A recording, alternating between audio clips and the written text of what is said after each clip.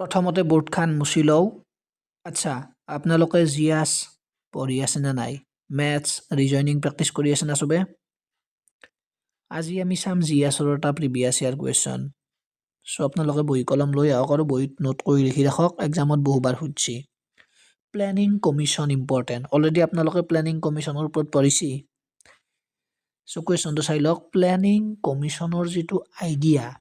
সেই আইডিয়াটো Indian national কংগ্ৰেছৰ কোনটো ছেছনত ইন্ট্ৰডিউচ কৰা গৈছিল প্লেনিং কমিশ্যনৰ আইডিয়াটো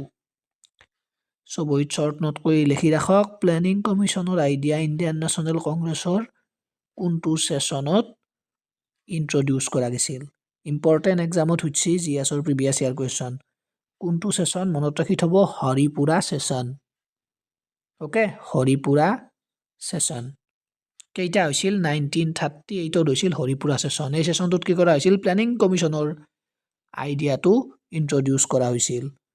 এতিয়া এক্সামত সুধে হৰিপুৰা ছেছন 1938ৰ প্ৰেচিডেণ্ট কোন আছিল আপোনালোকে কমেণ্ট কৰক আৰু এখানটি শ্বৰ্ট নোট কৰি লিখি ৰাখক ইম্পৰ্টেণ্ট এক্সামত সুধিছে মষ্ট ৰিপিটেড অ'কে এইবিলাক পইণ্ট নোট কৰি যাব বহীত ইম্পৰ্টেণ্ট পাছত ৰিভিজনত কামত আহিব অ'কে